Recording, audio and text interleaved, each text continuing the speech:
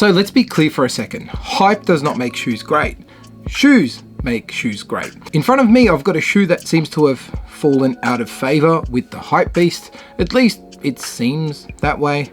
I'm going to be taking a look at the very excellent Nike Dunk High in a laser blue colorway.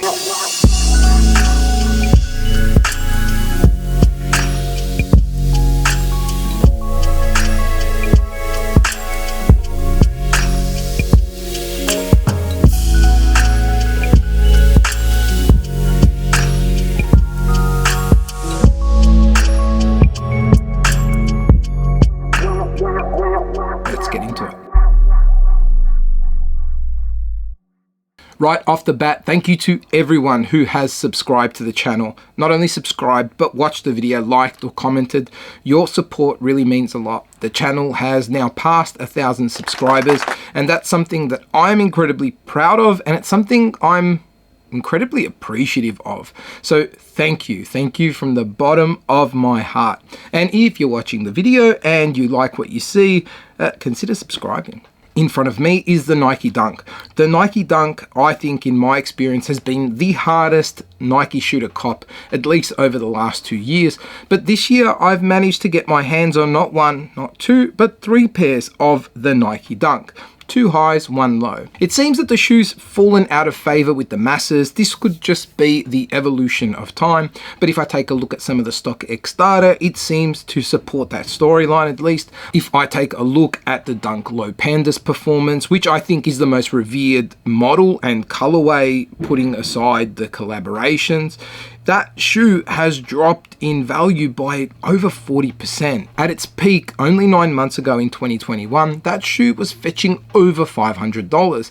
These days, it can be had at an average of just over $300. I've said it before, and I will say it again, this is great news, because what it means is that these shoes, which I think are fantastic, are now going to be more readily available to everybody. And what is on offer is not a premium package by any stretch of the imagination, and let's be honest, it's not the most comfortable shoe either, but it's far from being uncomfortable, and its aesthetic at least is super kick-ass and versatile. First things first, I'll talk about the fit of the Dunk High, and for me personally, I find these to fit exactly the same as a Jordan 1 model fits, either a low, a mid, or a high, and in that shoe, I find that you can size down a full size depending on how you like your shoes to fit. I have bought both size 12s and 13s, and I think if I go that full size down, it gives me a snug fit without being uncomfortable, but it gives me the opportunity to play around with the lace configurations using a more looser lace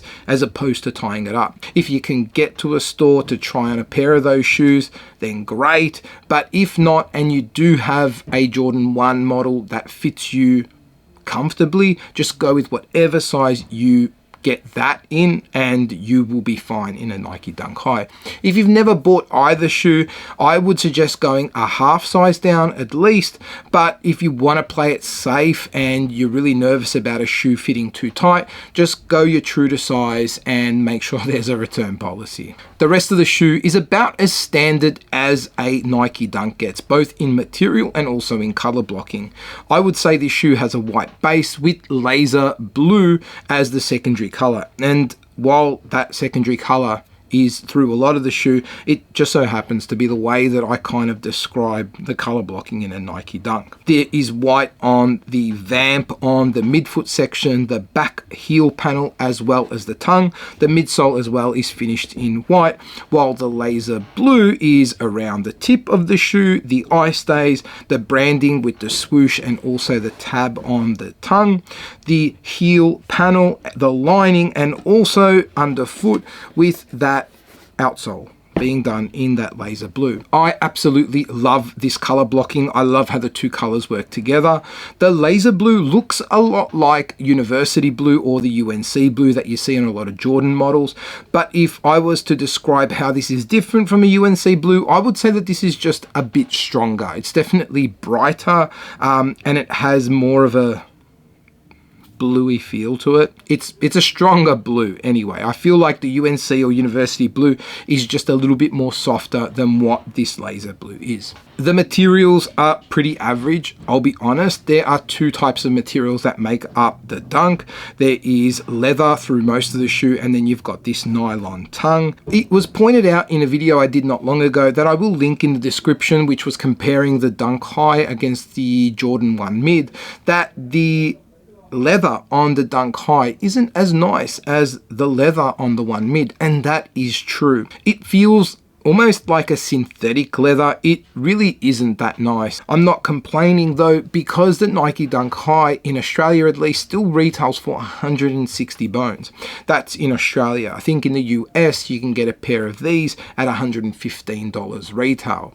And in my opinion, for a Nike model like the Dunk High, that is excellent value for money.